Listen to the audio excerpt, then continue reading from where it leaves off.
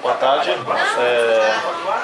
Chamar aqui à mesa a penúltima Passe Livre contra a Uberização da Mobilidade. Vai ser um evento de lançamento do livro Passe Livre e as possibilidades da tarifa zero contra a distopia da uberização. É um livro lançado pela Autonomia Literária. Eu sou um dos editores da Autonomia Literária. Sou também um dos idealizadores da Rizoma, que é o ônibus livraria nômade que está ali fora. E um dos idealizadores da Flipei, Festa Literária Pirata das Editoras Independentes, que não sei se vocês ouviram falar, foi o barco livraria que levou o Glenn na Flip. E como vocês podem ver, a gente gosta bastante do tema mobilidade. Então, chamo aqui para a mesa a Raquel Ronick, professora da FAO, relator especial do Conselho da ONU de Direitos Humanos e Moradia, e o autor do livro, Daniel Santini, que é jornalista e um dos coordenadores da Fundação Rosa Luxemburgo. A Raquel fez a contracapa do livro. E o Daniel, estava lembrando aqui, ele fez o prefácio de um outro livro que a gente publicou, que é do Andy Singer, que é como fosse o Robert Crumb das magrelas, eu diria. E tem o prefácio da Renata Falzoni, que tá aqui.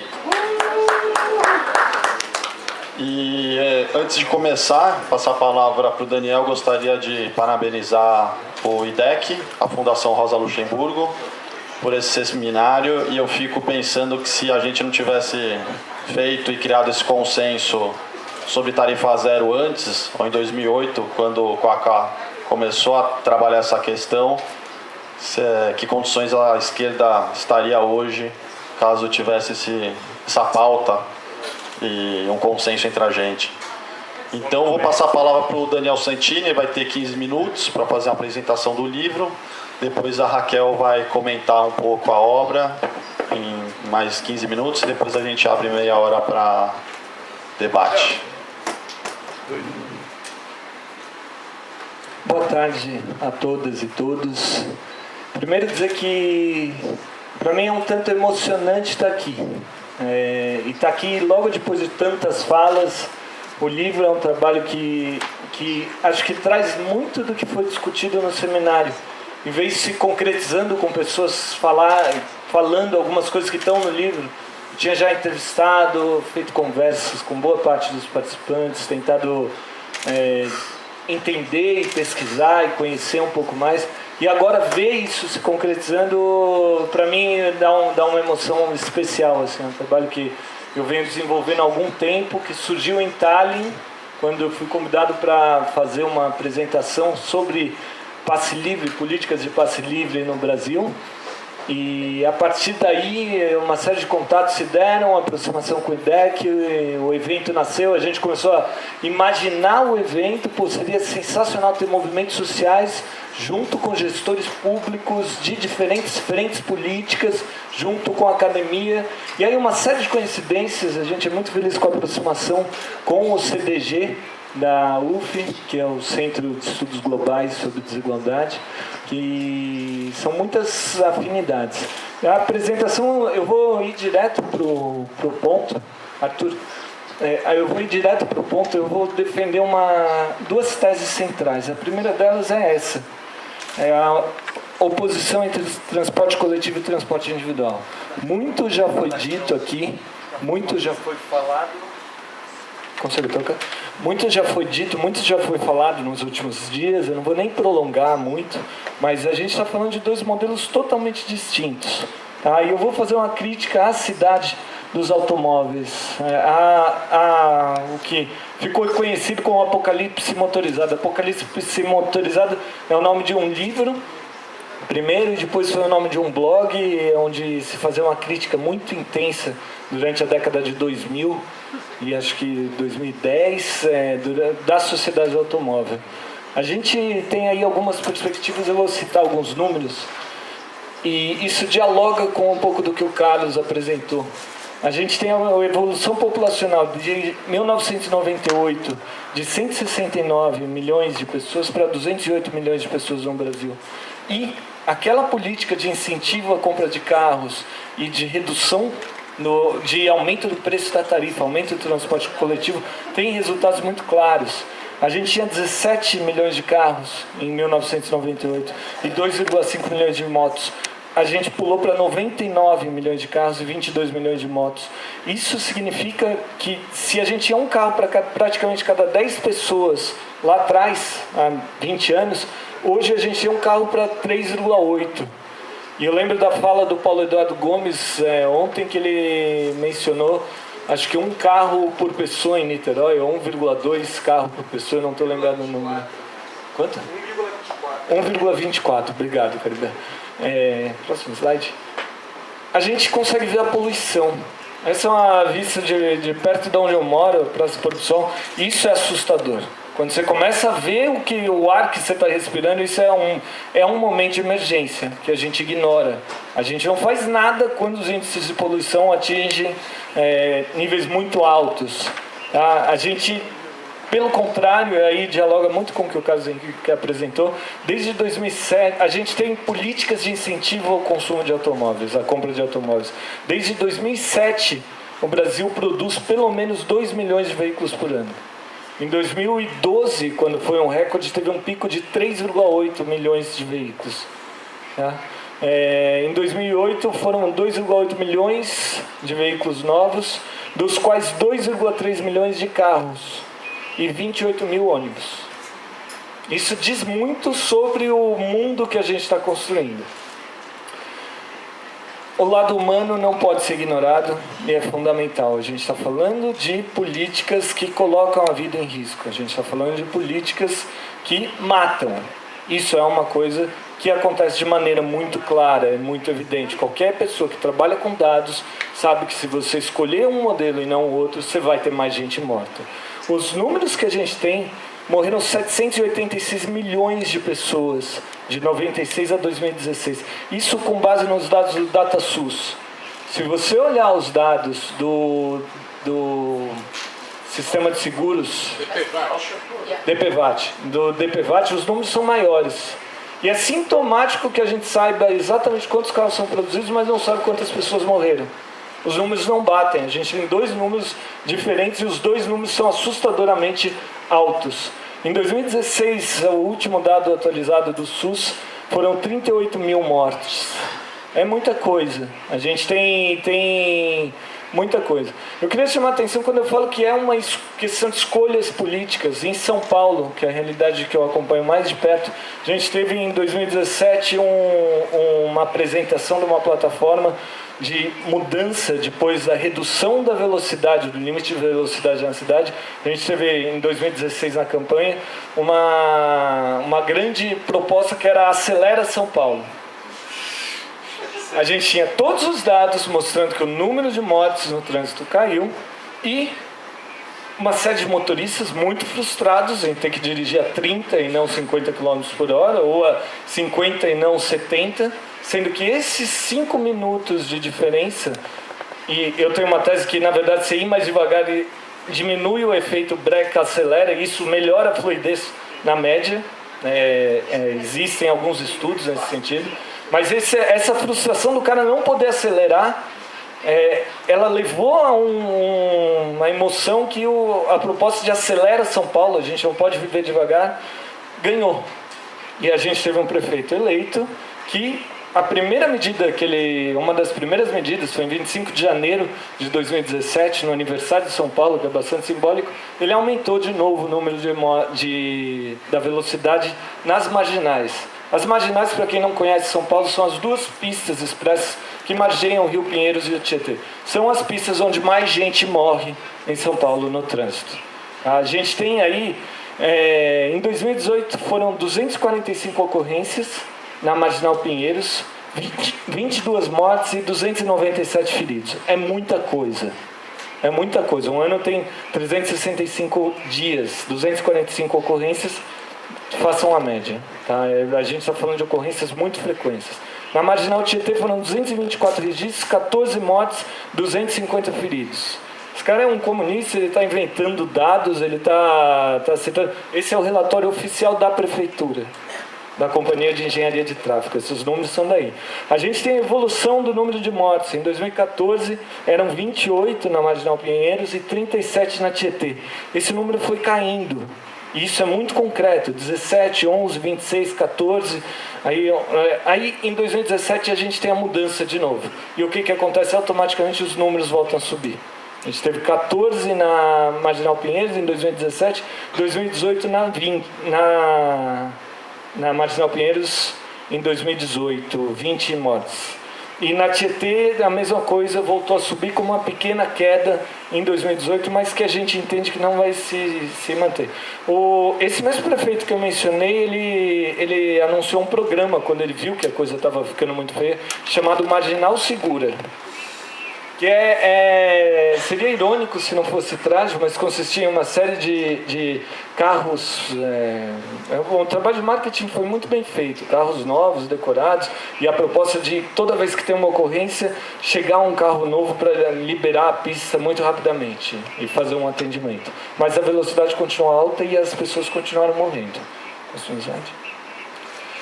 Eu fiz essa introdução para colocar o que eu ataco no livro, e acho que essa é a proposta que dialoga muito com o que foi discutido aqui.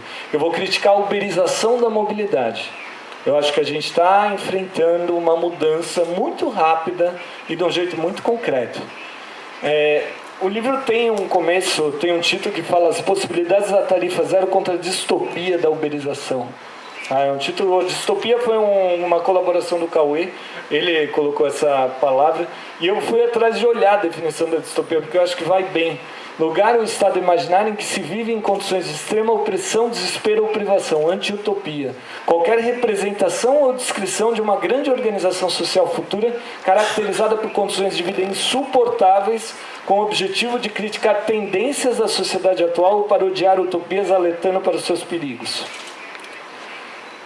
A gente está falando da uberização e, no meu entendimento, a gente está começando a viver uma distopia onde a gente tem aí algumas características que são muito claras. Os trabalhadores são empreendedores, eles são colocados como empreendedores, eles não têm mais nenhuma garantia, eles não têm mais nenhuma estabilidade, eles não têm um salário fixo, eles ganham por jornada e o valor que eles recebem varia conforme a demanda.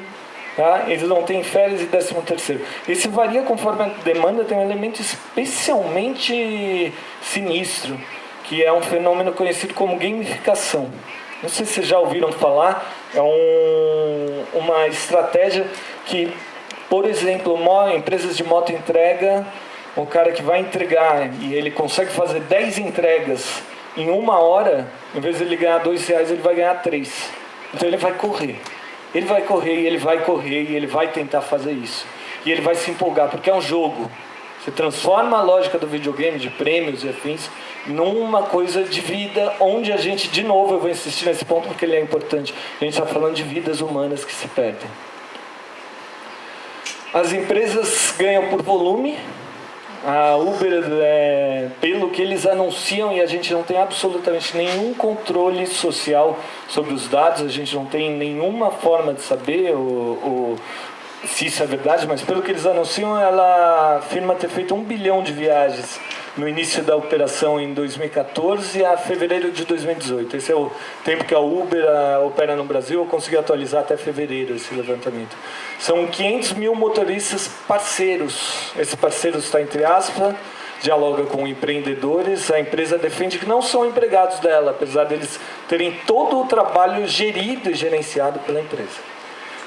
As empresas não garantem segurança. Eu falei da Uber, eu estou falando em uberização porque é a principal empresa, mas não é a única. A gente está falando aí de um modelo, de um tipo de trabalho. A iFood e a Uber estão entre as 10 empresas com mais reclamações no índice Reclame Aqui. tá? Que é um levantamento que serve como um indicador, não é um levantamento público, mas é significativo. A primeira acumulou em um ano 27 mil manifestações, 75 por dia, e a segunda 22 mil, 61 por dia. Tá? Por dia. E aí eu volto naquilo que eu falei das mortes. De 2017 para 2018, eu não sei como as coisas estão aqui em Niterói, como estão na cidade de vocês, mas onde eu moro, as motoentregas, elas dispararam. Você tem motoqueiro entregando coisa para lá e para cá o tempo todo, e correndo, vazando farol vermelho, entrando em contramão, subindo em calçada. A gente vê isso de um jeito muito claro, existe um desespero por isso. Em São Paulo, o efeito foi que o número de mortes aumentou de 311 para 366 entre os motoqueiros. Mas nem todo mundo é entregador, Daniel. Poxa, a CT no relatório que eu mencionei descreve isso da seguinte maneira: levantamento das declarações de óbito indicou aumento de 9% para 14% na participação de entregadores e motofrentistas. Sim, são entregadores. Sim, é a gente que está correndo. Tem um documentário da Repórter Brasil chamado Gig, que fala desse fenômeno da gamificação. É um trabalho muito interessante que foca bem no trabalho, na questão trabalhista, na questão laboral, e que ajuda a gente a pensar sobre isso. Como alternativa à uberização, eu estou propondo as possibilidades da tarifa zero. Eu entendo que se a gente está vivendo a radicalização de um modelo, onde a precarização do trabalho, o individualismo extremo e a desregulamentação são características intrínsecas, a gente tem uma solução, a gente tem uma possibilidade.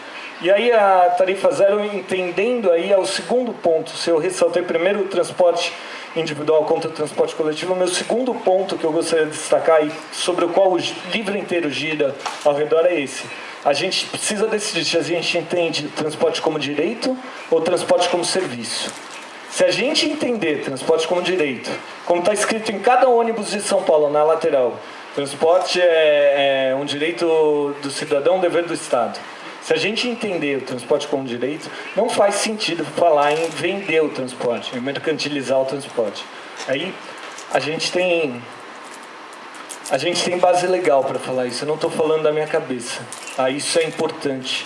Desde 2015 a gente tem a mudança no artigo 6º da Constituição Federal, que prevê que o transporte é um direito social ao lado de educação, saúde e habitação. A gente tem habitação e outros direitos sociais garantidos.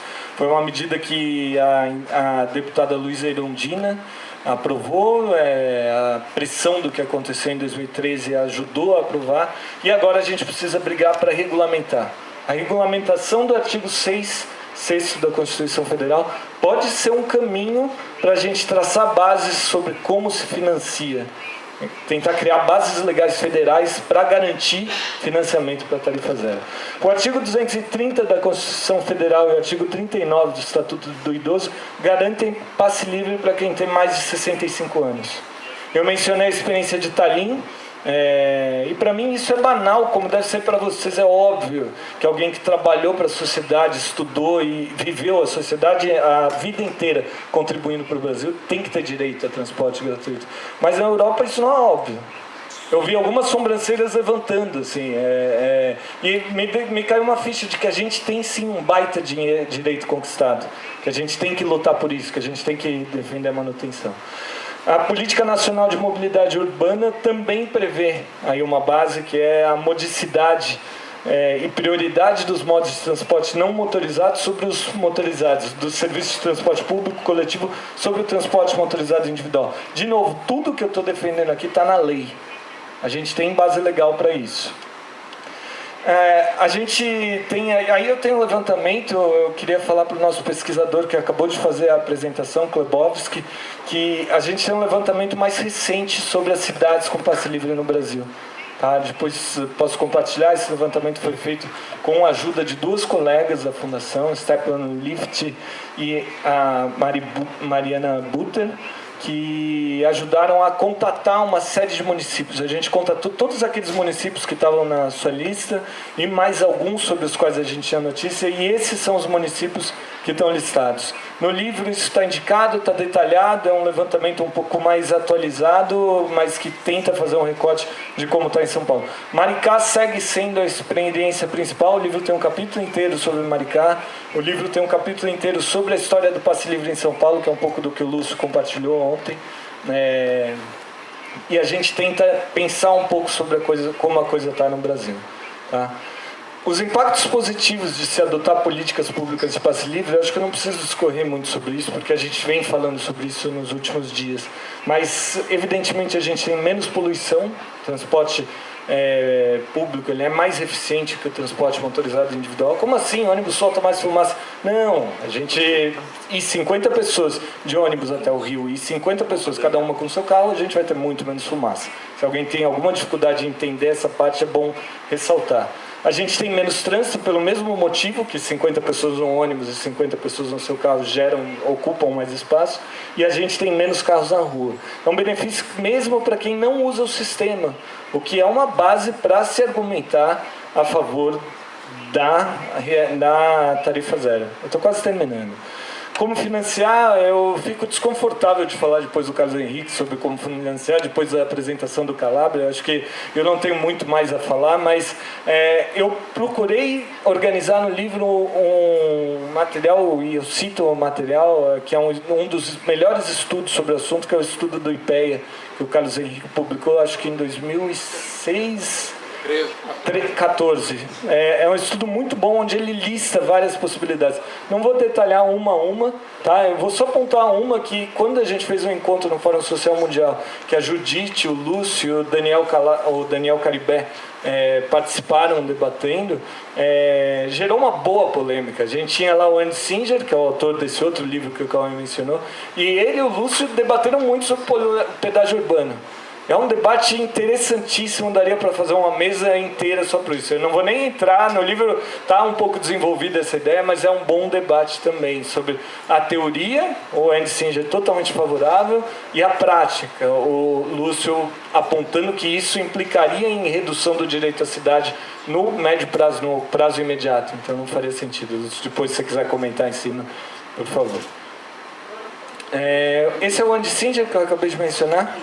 E o mais legal do trabalho dele é a ironia, o sarcasmo. Eu não sei quem está mais longe consegue ver, mas isso é uma crítica de que como é que você vai subsidiar transporte? E aí o cara que está dirigindo fala isso, e ao redor você tem a estrada subsidiada com custo público, polícia, bombeiros, paramédicos para acidentes, estacionamentos subsidiados. A gente pode falar em estacionamento livre, mas a gente não pode falar em passe livre. E aí, se você tenta apresentar algo como taxar estacionamento em todas as ruas, não. O espaço público para uso privado, estacionamento privado individual, é naturalizado, mas a gente não pode falar em passe livre.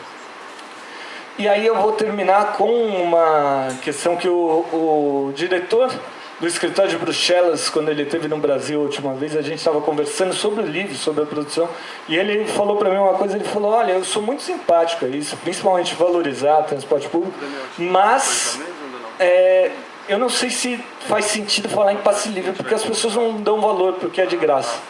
É um pouco o que o Lúcio falou ontem, como se as pessoas rasgassem os lençóis dos hospitais porque o SUS é de graça. Mas aqui eu fui atrás de uma citação de um autor que eu gosto muito, que é o Walter Hugo Mãe. E ele fala o seguinte: aprendi que o dinheiro tem interesse na troca das coisas, mas não todas. De qualquer modo, meu avô me ensinou que não devemos dar tanto valor ao preço, mas ao valor. E acreditava que faltava ao mundo mais coisas sem preço devido ao grande valor que tinham. Na verdade, quanto maior valor, mais indecente se torna que sejam vendidas. Aquilo que há de valioso deve ser um direito de toda a gente, distribuído por graça e segundo a necessidade. É isso.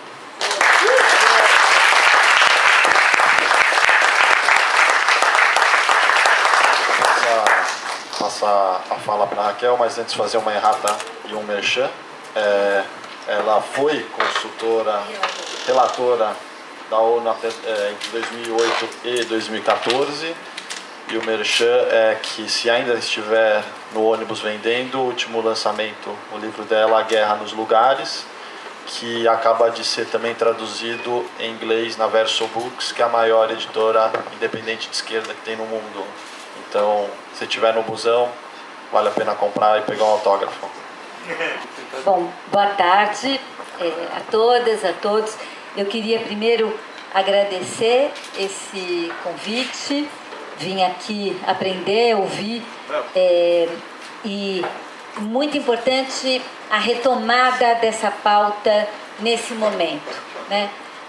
Fundamental a discussão da política de transporte a partir da perspectiva da tarifa zero, e queria explicar por que isso é importante e por que o Daniel me mandou uma mensagem, tipo, era assim, terça-feira à noite, falou: você pode ler meu livro inteiro e escrever uma contracapa para amanhã? Não, é que vai para a gráfica depois da manhã, né? E eu topei, né? Por que eu topei, né, entrar nessa aventura? Porque eu tinha absoluta certeza, e é sobre isso que eu quero falar agora, para a gente entender o que significa estar falando em tarifa zero neste momento, nessa conjuntura. Não apenas nesse momento, nessa conjuntura local, né, o que estamos vivendo nas cidades brasileiras, no país, mas também numa conjuntura global, né? E acho que é muito importante entender esse contexto mais amplo, porque aí a gente começa a entender as diferenças de pensar as políticas de transporte, que era um pouco como estava caminhando a discussão hoje pela manhã, numa perspectiva, digamos, mais conservadora ou numa perspectiva mais de ruptura. E eu fico com a perspectiva de ruptura, não só porque eu acho mais legal, né? Mas porque somos mais críticos, porque essa é a história das nossas lutas, mas porque eu tenho absoluta certeza que nesse momento distópico que nós já estamos vivendo, só dá para chamar isso de distopia, né? Esse momento que estamos vivendo no país, com uma hegemonia de forças políticas extremamente distópicas, não só aqui no Brasil, mas a gente pode... Claro, nós estamos sofrendo muito porque estamos aqui, mas isso pode reproduzir, pode fazer essa leitura em muitos outros países do planeta, nesse momento, né? Então, nesse momento distópico, repensar qual é a utopia é fundamental. E me parece que nesse momento, isso vale para cá, mas vale também numa perspectiva mais global, para o campo da esquerda, né? Ou para o campo dos valores humanistas, dos valores socialistas, que essa utopia não pode mais ser a utopia que estava presente ali no século XX ou no século XIX, que alimentou as lutas dos trabalhadores, que foi fundamental, inclusive, para estabelecer conquistas dos trabalhadores, como o estado de bem-estar social e as políticas sociais, como várias outras conquistas, os arremedos e puxadinhos dessas conquistas que nós também tivemos aqui, sempre meio meia boca, assim, meio capengando, mas também conquistas, né? E a gente fala hoje no desmonte dessas conquistas, mas acho que nesse momento, em vez de olhar para o que está sendo desmontado ou o que desmontou, o nosso olhar tem que ser para o que é a nossa construção do futuro. Nós estamos construindo para o futuro aquela agenda que foi desmontada ou que não aconteceu? Desculpe, não me parece que é mais possível pensar que é aquela agenda. Por quê? O Daniel até acabou de colocar um exemplo concreto. As transformações do mundo do trabalho. O empreendedorismo e a autoexploração por parte dos trabalhadores. O trabalhador que é trabalhador, produtor, consumidor ao mesmo tempo, né? Eu sou ativo, eu fico aqui trabalhando para o banco, online, eu fazendo o trabalho que o bancário não vai mais fazer, porque eu faço o trabalho do bancário ao fazer o trabalho online, e eu vou colocar uma mercadoria no Mercado Livre e eu vendo, não é só a empresa que vende, e tanto a empresa que vende como o indivíduo que vende ou que compra, nós todos estamos nos engajando numa outra forma de organização econômica que já está em curso, não é que virá, já está em curso, e evidentemente aqui entre nós ela sempre tem a face mais ferrada e perversa, né, desse modelo de transformação, e me parece que o exemplo mais claro disso, que o Daniel chama de uberização nos transportes, é o carinha de bicicleta ou de moto ali exposto com seu corpo no meio desse trânsito feroz, entregando as mercadorias do e-commerce desesperadamente para conseguir pagar as contas do fim do mês. Essa é a expressão, essa é a cara.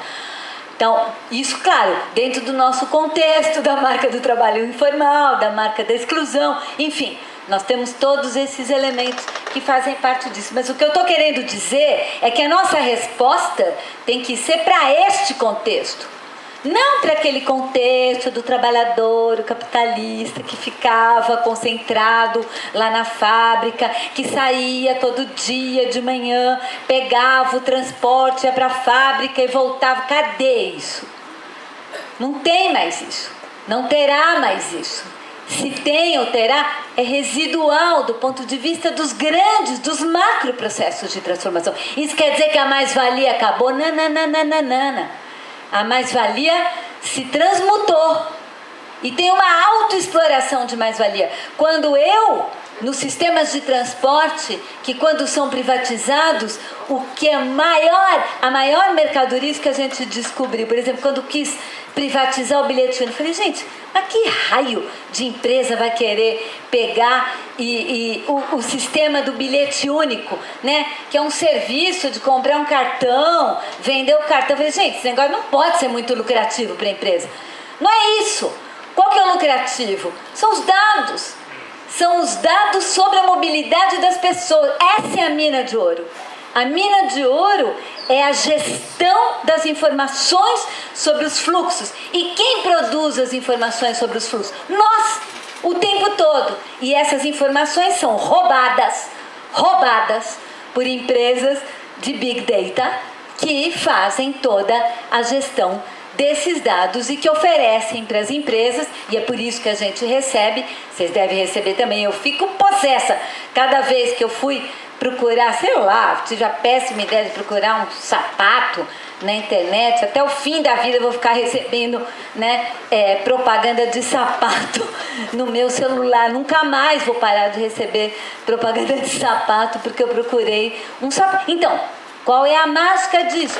E como tudo isso está absolutamente baseado na circulação, aquele elemento central do próprio capitalismo, que é a circulação da mercadoria, a possibilidade da velocidade da circulação da mercadoria. Circulação, cada vez mais importante. A circulação, a entrega, o fluxo do que o próprio momento da produção.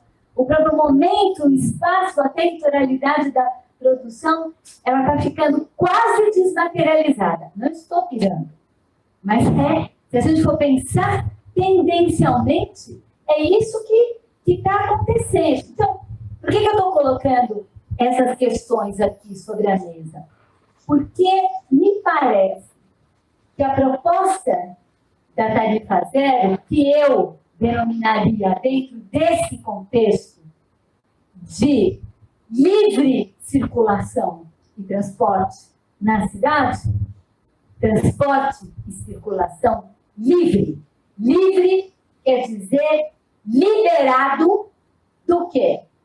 Das catracas e dos bloqueios que impedem que as pessoas possam usufruir plenamente a cidade e disputar o próprio espaço da circulação como um espaço de estar, de prazer, de viver, de criar, para além da captura do espaço da circulação como hoje o espaço preferencial da extração da mais-valia, que é onde está se dando o processo de extração da mais-valia, né, em todos esses movimentos individuais e coletivos.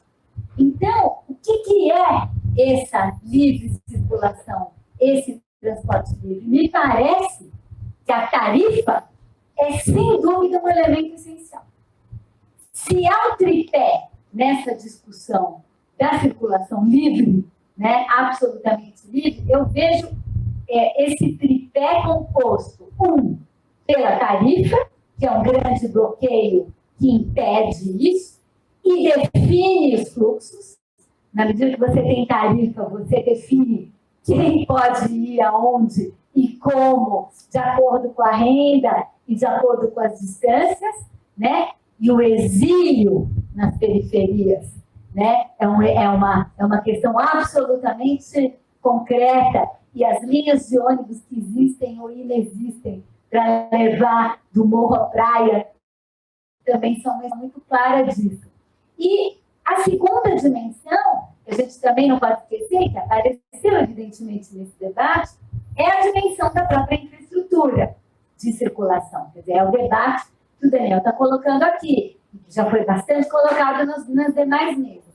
Enquanto o automóvel individual, os caminhões de carga, estiverem ocupando todo o espaço público e o espaço construído, porque, gente, a gente pensa o papel do automóvel ocupando espaço na rua. E o papel do automóvel ocupando espaço construído? Tem uma estatística de São Paulo que é absolutamente chocante e é da Prefeitura de São Paulo, Secretaria de Urbanismo. O espaço ocupado pelos carros dentro da área construída de São Paulo é 2 vezes o espaço ocupado pela gente. Então, nós temos 2 São Paulos construídas para carro, para uma São Paulo construída para humanos e demais animais. Então, não é só o espaço público, é também dentro do espaço privado que se trata de uma questão de disputa de espaço, de infraestrutura, para que as pessoas possam circular e se apropriar, etc., desses espaços. Então, o tema da infraestrutura é um tema muito importante, ele tem a ver com essa discussão, né? O quanto o carro rouba espaço da cidade, mas também ter um transporte coletivo eficiente que consiga vencer longas distâncias, com conforto, com qualidade, dependendo, né, da densidade de viagens, tem que ser trilho mesmo, não adianta inventar moda, e para viagens menores, o ônibus pode ter melhores condições, e, enfim, é muito importante também essa discussão. E, por fim, a terceira dimensão é a dimensão política, ou a dimensão da gestão.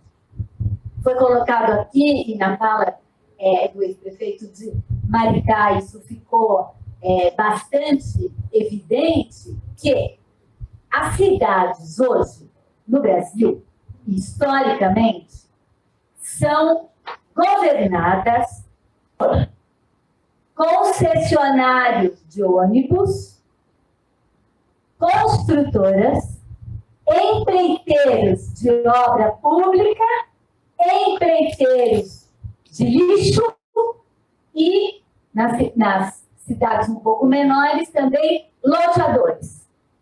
Ponto.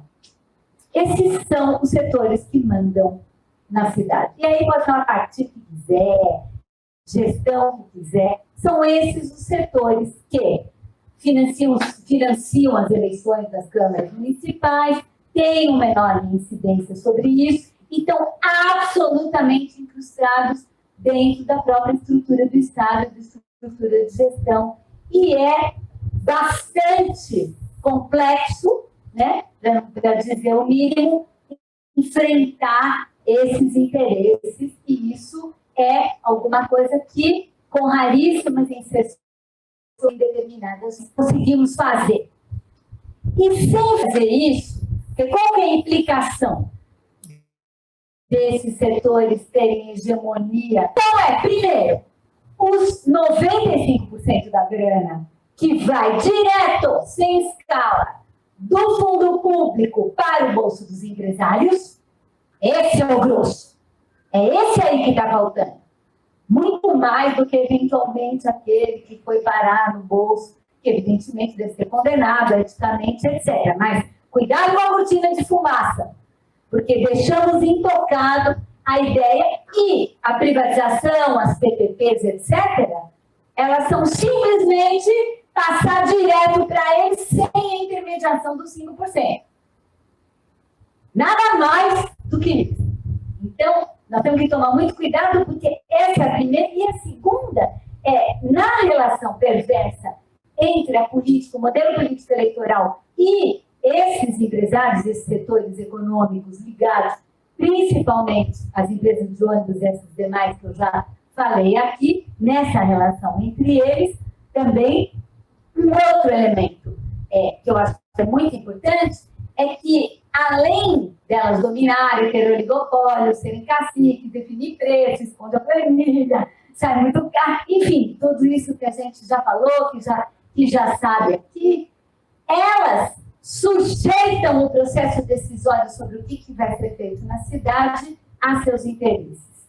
Ou seja, quando você tem os empresários do urbano financiando as campanhas dos partidos, a primeira coisa que os eleitos têm que fazer é abrir espaços para esses negócios.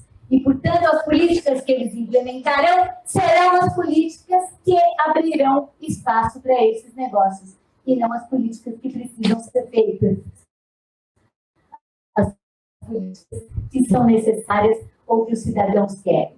Então, eu acho importante colocar isso, porque isso faz parte do nosso pacote de questões que a gente tem que enfrentar. Você só quer isso, assim? Romper todos os monopólios, acabar com os interesses das empresas privadas da cidade, mudar toda a infraestrutura, acabar com os automóveis, implantar só isso. Não, acho que a gente tem que pensar nessa questão como uma perspectiva utópica, no bom sentido, de que é necessário ir construindo esse outro modelo de cidade e ir implantando este outro modelo de cidade, na ordem em que for possível implantar e na medida em que ele vai avançar. Reforma política, reforma da infraestrutura, reforma da tarifa, não serve para nada. Não é nisso, não. Mas é no sentido de, por exemplo, às vezes a gente fala, tem que mudar o modelo de desocupação do solo, então vamos adensar perto do transporte coletivo, porque aí nós vamos ter mais gente usando o transporte coletivo e menos gente usando automóvel, e isso é uma medida positiva do ponto de vista de uso de ocupação do solo. Verdade. Sim, médio verdade. Porque, se a gente for olhar, é muito importante ver o que são as políticas de adensamento.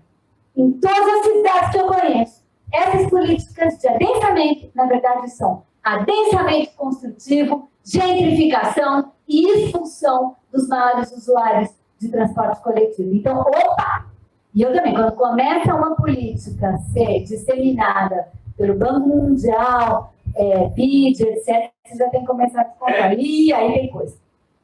Então, é muito importante ver como é que essas pautas elas se encaminham e olhar e fazer o teste delas em relação ao impacto real que elas têm nas nossas cidades.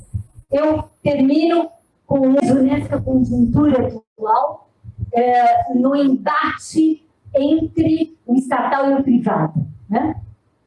É estatal ou é privado? É estatal ou é privado? Quando, ouvindo hoje, ao longo do dia, todas as explanações e as experiências e as questões que foram levantadas aqui, me parece que nós estamos falando da dimensão pública do transporte e da circulação.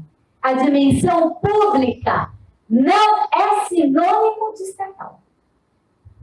Não é. E nós temos que construir essa noção de público. Porque essa noção de público não está construída entre nós. De público como comum.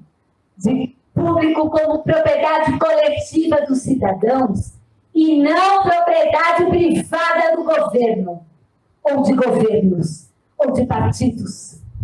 Isso me parece, se queremos construir a ideia de um transporte livre, eu acho que a ideia e o caminho para isso é pensarmos utopicamente na direção da construção de um transporte público, verdadeiramente público, entendido como propriedade coletiva dos cidadãos e pensado e gerido a partir daí.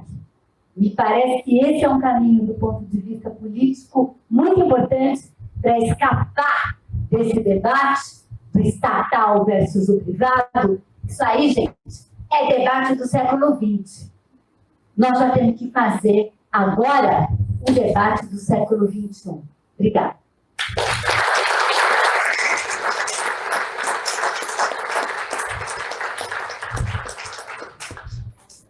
Temos 10 minutos, vou fazer uma rodada de 5 perguntas. Lembrando também que boa parte das mesas aqui a gente gravou, está tudo no YouTube da Autonomia Literária, e o IDEC também fez uma gravação, deve subir nos canais deles até o final do ano, e gravaram todas as mesas. Então, se alguém tiver uma pergunta...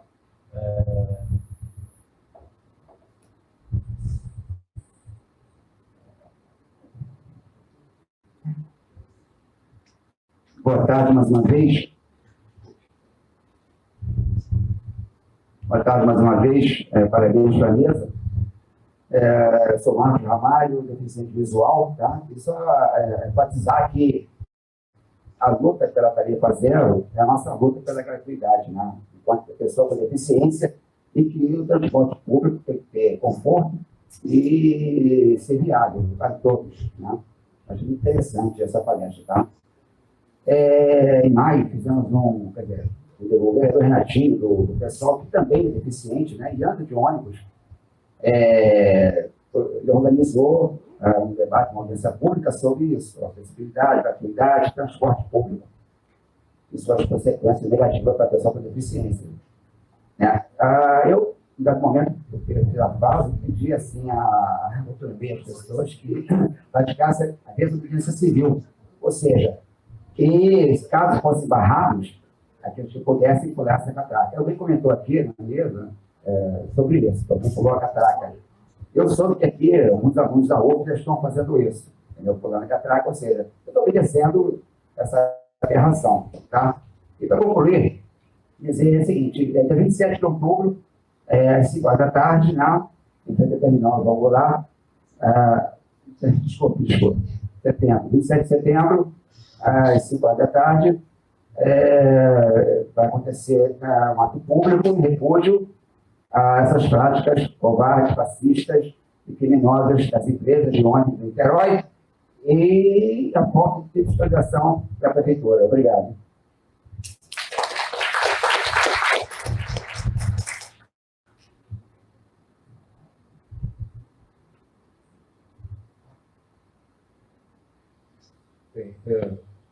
Alô? Bem, a primeira coisa que eu quis comentar é uma numerologia que eu já falei aqui, só vou reiterar, que a questão que, por exemplo, o Daniel colocou da moçada e da moto, né? E da uberização dos serviços, eu trouxe esse dado hoje, né? Que o entregador típico mora nas periferias, ele é um homem jovem, 50% deles são assim, até 22 anos, 71% deles são negros, tem estudo médio completo, 53%, estão desempregados, 59%, trabalham 7 dias por semana, 97%, e em média sua jornada diária é de 9 horas e 24 minutos, e tem uma remuneração mensal, não é salário, remuneração mensal de R$ 936. Essa é a uberização do serviço. Só para dar dados atualizados. A outra questão é polêmica, mas eu vou trazer, porque eu acho que ela vai colocando questões. Eu acho que está claríssimo para mim, depois da fala do Daniel, da fala da Raquel e outras colocações ao longo do seminário, que não há dúvida de que o transporte tarifa zero é, sob qualquer ângulo que se olhe, o mais, para usar uma palavra que está fora de moda, pelo menos racional, digamos assim. Né? É a inteligência humana feita a serviço da inteligência e não da burrice, como é usualmente feito no sistema capitalista que nós temos. Mas isso está claro. Eu vou colocar alguma questão aqui, é mais para exatamente mexer um pouco. Só queria acrescentar que o MPL, ao longo desses anos, cunhou algumas frases que eu acho que são tão explícitas de tudo que foi falado, e é bom a gente ter presente que existe na sociedade brasileira uma força interna muito forte e que seguramente está para lá do momento de fazer aquilo que a Raquel falou, né?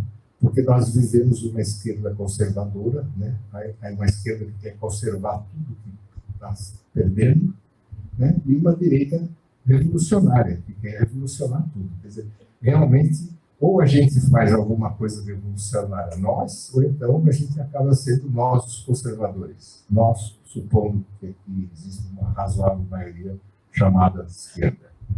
Então, concordo plenamente com a Raquel que está mais que na hora de começar a fazer essas coisas, que o mundo não é mais o chão da fábrica, mas é o chão da rua. Né? Isso é uma frase que eu ouvi numa discussão quando dos movimentos de 2013. Mas a questão que eu queria colocar mais polêmica é a questão da estatização. Foi objeto de vários debates que eu tive, é que nós temos que também formular algum processo pelo qual a propriedade do veículo não custe o que custe para o Estado. Porque o prefeito aqui, por exemplo, ele falou que gasta 1.300.000 de custo operacional, mas ele não contou quanto ele teve que empatar de capital para comprar os tantos ônibus que ele tem que bancar. Eu vou dar um número para vocês. São Paulo, para tarifa zero, ele tem hoje, com tarifa de 4,50, ele tem 15.000 ônibus. Para tarifa zero, ele deverá ter qualquer coisa como pelo menos uns 25.000 ônibus por baixo. Considerando que um ônibus custa cerca de, por baixíssimo, R$200.000, isso a preço de promoção, são 50 bilhões de reais que a gente vai ter que empatar em ônibus, para dizer aquele ônibus é meu, diz o Estado, né? O que cá entre nós, do ponto de vista estritamente aritmético, eu diria que é meio bobo. A gente vai ou encontremos outra forma. Eu vou fazer leasing de ônibus, talvez, é mais inteligente, porque aí eu não preciso comprar o ônibus, eu pago o aluguel do ônibus, uma coisa do tipo. E, portanto, quero apenas levantar essa questão para que a gente tenha muito claro, né, o que a gente está querendo mesmo, né, sem misturar canal. O que a gente está querendo, suponho, é a democratização da cidade, o uso livre que possibilite a mobilidade efetiva sem nenhuma das restrições que hoje existem e que passa pela tarifa zero. Daí para diante nós temos uma coletânea de possibilidades que eu gostaria de levantar aqui para a gente, na nossa proposta, ficar dentro daquilo que for mais, vamos dizer assim, objetivo, claro e nítido, né? Para não cair na esparrela de ficar numa discussão sobre estatização versus não estatização, que não é o caso, a meu modo de ver.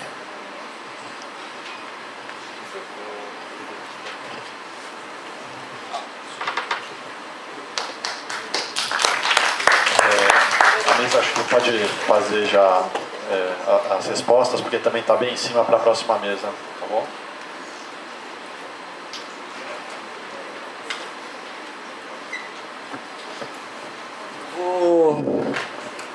Bom, são duas perguntas. O Marcos Ramalho comentou sobre desobediência civil.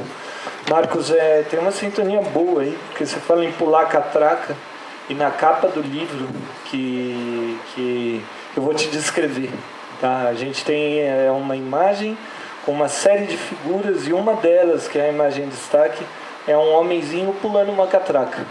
Tá? Que calha de ser, e aí eu começo a fazer algumas conexões com o que foi discutido aqui, calha de ser o símbolo do Plan Canoe. Plan Canoe é um movimento sueco. Na manhã de ontem a gente teve o Christian Engelblad, errei o sobrenome dele, a pronúncia, me desculpa, Christian. A gente teve o Christian aqui apresentando e falando sobre todo o trabalho que eles fazem. É um trabalho muito interessante, é um trabalho de busca de estratégias para você tentar mudar o sistema. Então, vou citar uma estratégia deles, entre muitas, mas que é uma das que eu acho mais fantásticas, e é como eu conheci o Plan Canoe. Eles criaram um fundo coletivo. Na Europa você não tem catraca, você tem fiscalizações aleatórias para ver se as pessoas validaram o bilhete. Em vez de validar o bilhete num ato de desobediência civil, eles criaram um fundo coletivo, e quando alguém é pego sem validar o bilhete, o fundo cobre a multa. Então está tudo bem, eles usam o sistema sem pagar a tarifa, eles conseguiram hackear o sistema de controle. Eu acho que a gente tem que ter muita inteligência, muita criatividade, muita arte para chamar atenção para os absurdos diários com os quais a gente se acostumou. Um pouco antes de manhã, hoje a gente teve a mesa que a Jana Aletz falou um pouco da ação no Salão do Automóvel de Frankfurt, e foi interessantíssimo ver como foi colorido aquilo. Um protesto alegre, um protesto... Lógico que não dá para ignorar que aqui a gente tem uma lógica de enfrentamento, onde qualquer pessoa que pensa em desobediência civil ou pensa em fazer críticas que não atendem um determinado setor da sociedade que está no controle das forças policiais, ela é reprimida duramente. Então não dá para ser inocente, não dá para... Mas aí eu menciono a estratégia que o MPL de São Paulo teve quando houve um decreto proibindo o uso de máscaras em manifestações. Isso foi em janeiro de 2019, se eu estou certo, Armando e Milena. Quando aconteceu isso, eles fizeram máscaras do governador, que é quem comanda a polícia. E todo mundo foi mascarado com a máscara do governador, e a polícia mandando tirar a máscara do governador. Isso é inteligente, isso é divertido, é assim que a gente chama atenção, é assim que a gente provoca mudança, entre outras estratégias possíveis. O Lúcio comentou aí sobre a estatização, mencionou a democratização, e tem um capítulo no livro que é justamente esse, eu abri sem querer, mas está na página, que é falando da participação social e citando Bolonha.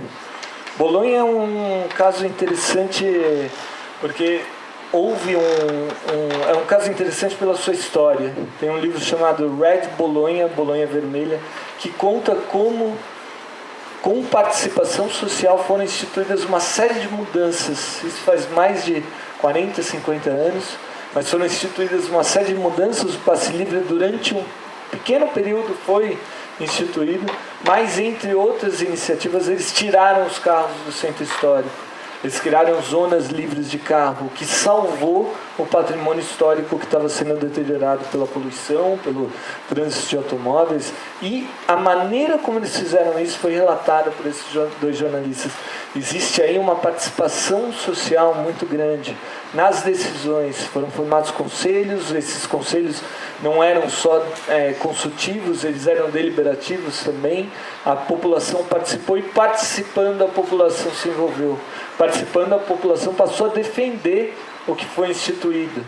A gente não tem uma decisão de cima para baixo e ponto. Não, a gente tem uma população verdadeiramente envolvida e que defende o que foi conquistado. Mudar pode ser fácil, mas se você não tiver transformações, e aí eu já começo a falar da Rosa Luxemburgo, que é sintomático, mas eu falo em nome também, eu trabalho na Fundação Rosa Luxemburgo, eu fico muito confortável com isso, porque a gente tem aí uma pensadora que fala da importância de você não só girar a roda para ver quem está no poder sobe e outro grupo entra no poder. Se você não tiver transformações verdadeiras, se você não conquistar para a mudança, se você não tiver um envolvimento real, e só com as mobilizações, só com a luta esse envolvimento acontece, se você não tiver tudo isso, você não vai ter uma sociedade verdadeiramente democrática. E uma sociedade que não é verdadeiramente democrática, ela não é justa. Tá? Aí eu vou concluir, já concluo minha participação aí, citando uma outra frase, eu gosto muito de estar no começo do livro, que é: liberdade sem igualdade é exploração, igualdade sem liberdade é opressão, solidariedade é a raiz comum da liberdade e da igualdade. Uma frase de um pensador chamado Michel Brie, que é uma referência também, e acho que dialoga com tudo que a gente está conversando.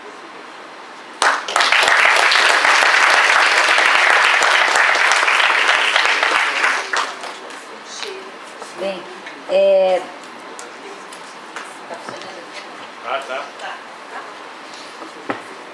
acho que o Lúcio traz uma questão super importante. Eu tinha até assinalado para falar um pouco disso, mas acabou não dando tempo.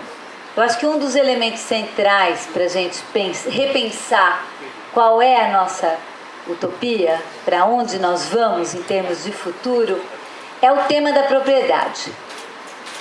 A propriedade, a ideia de propriedade privada, esse modelo de vínculo entre as pessoas e as coisas, e entre as pessoas e o território que elas ocupam, é uma ideia que tem 250 anos, ou seja, não é desde que o mundo é mundo, tá?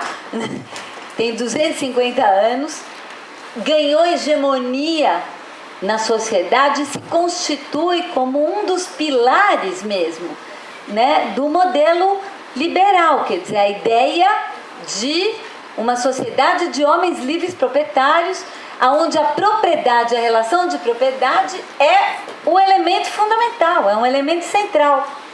E eu falei na minha fala que a forma como a gente tem vivido a dimensão do público, porque esse modelo liberal, ele nasceu revolucionário na Europa, né, no século XVII, no século XVIII, e ele ganhou hegemonia no planeta inteiro hoje e constituiu esses modelos políticos, que é exatamente o que está em crise no mundo inteiro, em crise. Ninguém mais acredita nisso.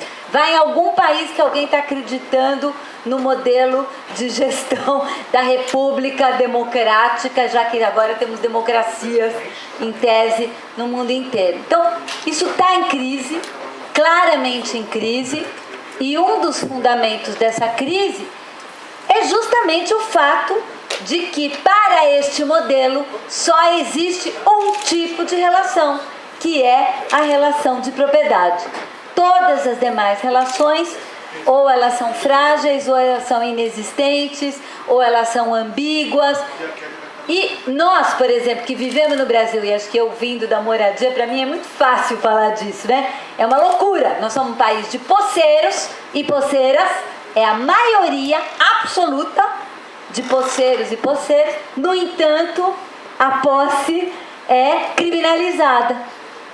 É ambígua, porque continua existindo, porque a gente sabe que a maioria é e continua existindo, mas é criminalizada e é, inclusive, o tempo todo estigmatizada, de modo, inclusive, a se constituir como uma espécie de território de exceção, né? Aonde, inclusive, pode entrar polícia atirando e matando, coisa que não vai fazer no lugar dos proprietários, ou no lugar onde a relação é propriedade. Vocês viram o grau de importância de como isso estrutura as relações do território. E enquanto a gente pensa, e esse modelo pensou a questão do público, é isso que eu falei. O público é propriedade privada do Estado. Nesse modelo é assim. É o Estado que se relaciona com aquilo como sua propriedade. Eu acho que é fundamental romper com esse modelo e com essa ideia, exercitando outras formas de vínculo e outras formas de relação, e acabando com essa história de que é só a propriedade que tem que estabelecer o princípio básico que estabelece direitos e cidadania. Não pode ser, nunca, não era assim antes, não tem que ser assim para o futuro. Nós vamos ter que romper com isso. Quando? Sei lá. Me parece que os movimentos que a gente viveu agora no começo do século XX, os novos movimentos sociais urbanos aqui no Brasil, e entre eles eu destaco particularmente o MPL, o movimento contra o genocídio dos negros e das negras, a luta das mulheres, especialmente a luta das mulheres negras, e a luta e as ocupações dos secundaristas, me parece que esses são os novos movimentos sociais que estão começando a carregar essas novas bandeiras, que vão construir essas novas utopias. Eu falo isso assim, do alto dos meus cabelos brancos, que eu me sinto como se tivesse naquilo que eu vivi lá no final dos anos 70, quando estava tudo horrível, era ditadura, era péssimo, e ali começou a emergir uma força muito grande e se organizar, e a pensar, e a tentar derrubar aquilo e construir uma alternativa. Eu vejo esse momento que nós estamos vivendo hoje como este momento de, não só de resistência, né, no sentido de resistir ao que está acontecendo, mas principalmente um momento de construção de perspectivas, de utopias, de organização, de mobilização e de repensar essas agendas. E eu fico muito contente de que no campo do transporte e da mobilidade tem muita coisa importante, nova e potente acontecendo e se estruturando, e eu acho que esse é, sem dúvida nenhuma, uma das frentes, né, dessa nova construção aqui do direito à cidade. Enfim, muito obrigada pelo convite.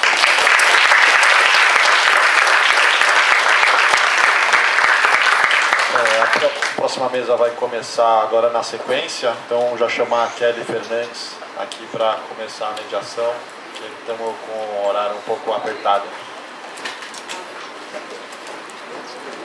Valeu.